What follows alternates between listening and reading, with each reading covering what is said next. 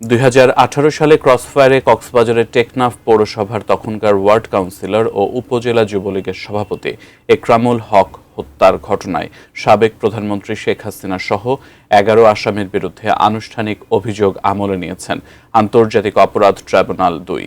শেখ হাসিনা সহ পলাতক 8 আসামির বিরুদ্ধে গ্রেফতারি পরোয়ানাও জারি করেছেন আদালত। এছাড়া জুলাইয়ের গণ অভ্যুত্থানে শহীদ শায়খ আসহাবুল ইয়ামিন হত্যা মামলার আনুষ্ঠানিক অভিযোগ আমলে নিয়েছেন ট্রাইব্যুনাল 2। যাচ্ছি আমি, ঠিক আছে, গাড়ি তো হচ্ছে তো। 2018 সালের 26 মে রাতে কক্সবাজারের টেকনাফ সদর ইউনিয়নের নোয়াখালিয়া পাড়ায় র্যাবের সঙ্গে কথিত বন্দুকযুদ্ধে নিহত হন একরামুল হক, যিনি টেকনাফ পৌরসভার তখনকার ওয়ার্ড কাউন্সিলর ও উপজেলা যুবলীগের সভাপতি ছিলেন। পরবর্তী সময় এই ঘটনায় একরামুলের সঙ্গে তার মেয়ে ও স্ত্রীর একটি অডিও রেকর্ড তখন দেশ জুড়ে আলোড়ন তুলেছিল।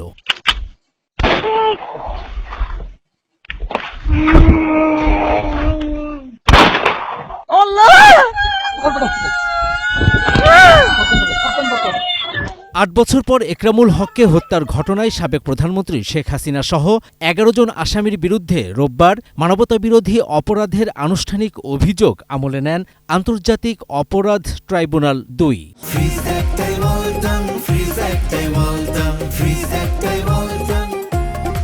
সুপিরিয়র রেসপন্সিবিলিটি হিসাবে শেখ হাসিনা, আসাদুজ্জামান কামাল, উবায়দুল কাদের, আব্দুর রহমান বদি, তারপরে তৎকালীন র্যাবের মহাপরিচালক বেনজির আহমেদ, কুখ্যাত বেনজির, কর্নেল অবসরপ্রাপ্ত মোহাম্মদ আনোয়ার লতিফ খান তুষার, ব্রিগেডিয়ার জেনারেল তৎকালীন লেফটেন্যান্ট কর্নেল মাহবুব আলম মিনু, আমরা আজকে তাদের বিরুদ্ধে ফরমাল চার্জ দিয়েছি।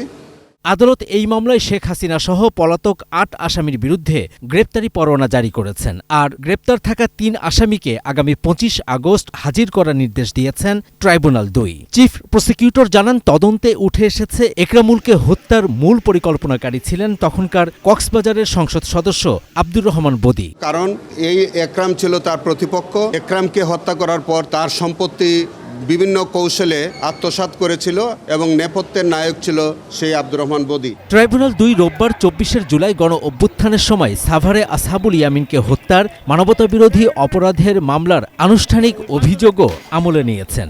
যাকে একটা এপিসিতে গুলি করে উপর থেকে ফেলে দেওয়া হয়েছিল এবং টেনে হিসড়ে তাকে নিয়ে হাসপাতালে রাস্তার ওই পারে ফেলে দেওয়ার পর সেখান থেকে লোকজনের সহায়তা তাকে হাসপাতালে নেওয়া হয় এবং সেখানে আসহাবুল ইয়ামিন মৃত্যুবরণ করেন। সাবেক এমপি সাইফুল ইসলাম সহ 19 জনকে এই মামলায় আসামি করা হয়েছে।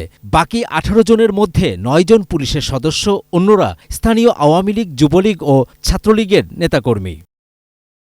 এই মামলার পলাতক 13 আসামির বিরুদ্ধে গ্রেপ্তারি পরোয়ানা জারি এবং গ্রেপ্তার থাকা 6 আসামিকে আগামী 25 আগস্ট আদালতে হাজির করার নির্দেশ দিয়েছেন ট্রাইব্যুনাল 2। 25/8 এক্সিকিউশন রিপোর্টের জন্য দিন ধার্য করেছেন।